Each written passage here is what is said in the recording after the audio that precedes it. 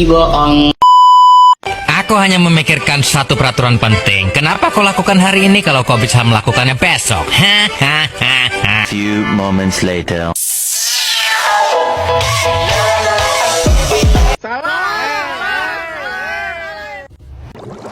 The dance floor is yours and you're looking ready to set it on fire. Come on and cha-cha-cha with me, and I'ma cha-cha-cha with you tonight.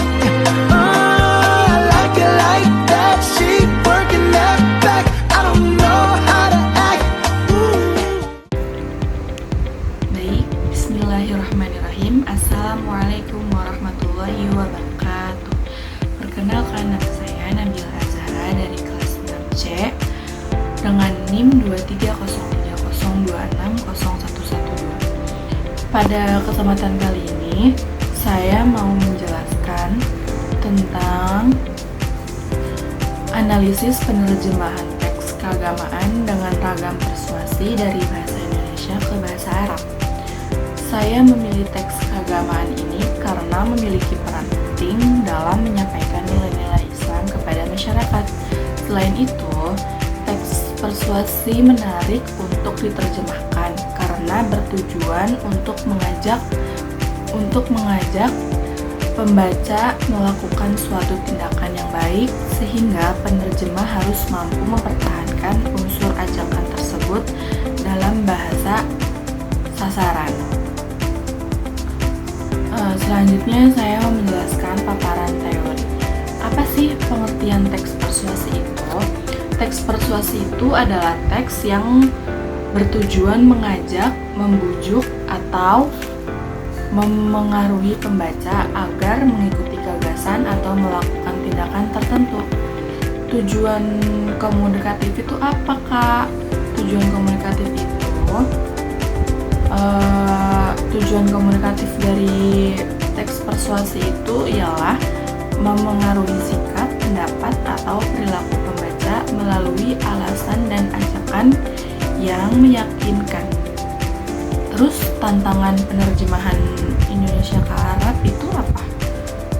Beberapa tantangan dalam menerjemahkan teks persuasi dari bahasa Indonesia ke bahasa Arab yaitu memilih kosakata yang tepat dan mudah dipahami, mempertahankan kekuatan ajakan dalam teks, menyesuaikan struktur kalimat dengan kaidah bahasa Arab, memperhatikan aspek budaya dan nilai keislaman yang terkandung dalam teks. Berikutnya, praktik penerjemahan teks sumber bahasa Indonesia, yaitu pentingnya membaca Al-Quran setiap hari.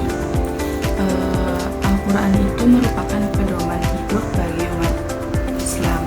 Melalui Al-Quran, kita dapat mengetahui petunjuk Allah dalam menjalani kehidupan sehari-hari.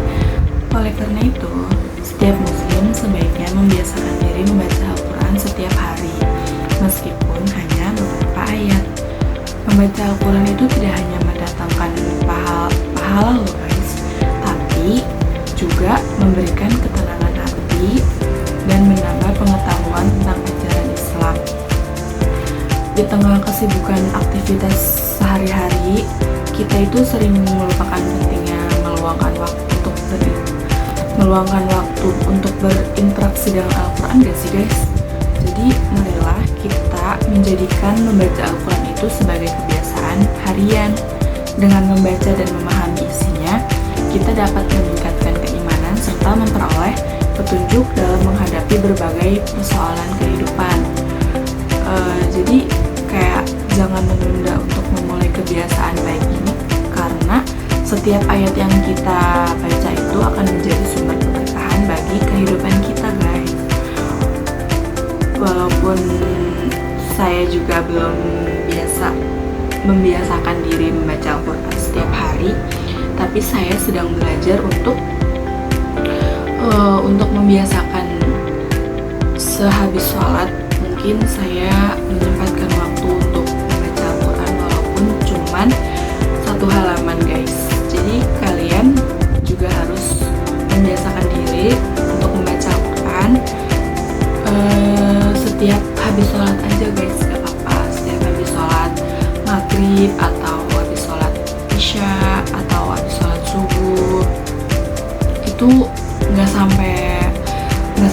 jam sih guys.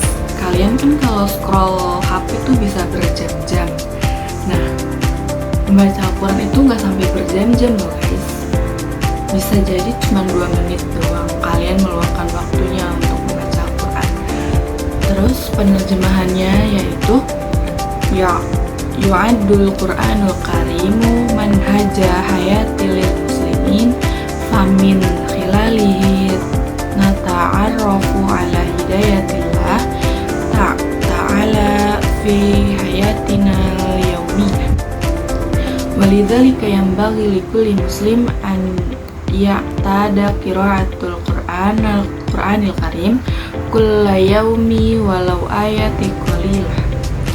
Inna qira'atal Qur'anil Karim la tuksibunal ajra wat tawaba fahasbu bal thamanhunna aidan tuma'niyata lifil qalbi wa taziduna maghfiratan bi ta'alimi Islam wa fi zilli shighalatil hayati yaumiyah kathiran ma nuqfulu ala ahamiyati tukhsisi waqti lit tawassuli ma'al Qur'anil Karim.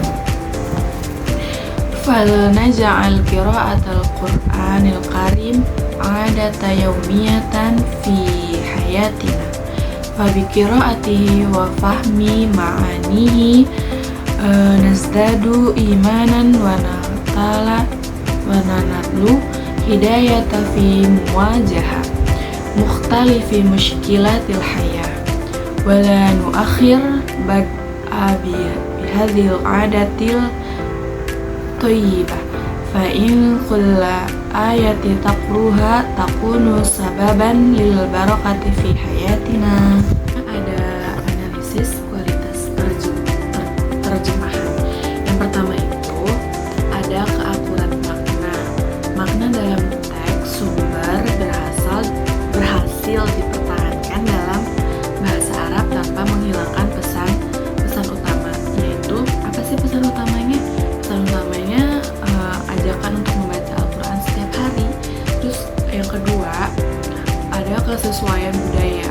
Istilah-istilah keislaman itu seperti Al-Quran, Al-Quran Al-Karim, Al-Hidayah, Al-Iman, dan Al-Barakah itu merupakan istilah yang dikenal luas oleh masyarakat Arab sehingga sesuai secara budaya. Terus yang ketiga itu ada keterbacaan. Keterbacaan ini merupakan struktur kalimat yang dibuat sederhana dan mengikuti kaidah bahasa Arab modern sehingga mudah dipahami oleh pembaca. Yang keempat itu ada kendala dan solusi. Kendala utamanya yaitu menerjemahkan kalimat ajakan agar tetap persuasif. Solusinya ialah menggunakan bentuk ajakan dalam bahasa Arab seperti tadi contohnya falnaja'alul qira'atul Qur'anul Karim adatan yaumiyah, yaitu yang memiliki kekuatan persuasif setara dengan kalimat marilah kita menjadikan membaca Al-Quran itu sebagai kebiasaan harian.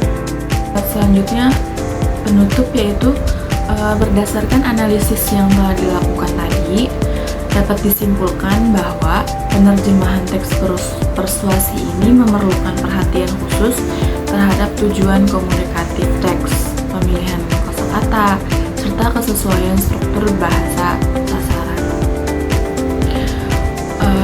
Melalui tugas ini saya memperoleh pemahaman bahwa penerjemahan bukan hanya memindahkan kata dari satu bahasa ke bahasa lain, tetapi juga menyampaikan pesan, makna, dan tujuan penulis secara tepat kepada pembaca bahasa sasaran.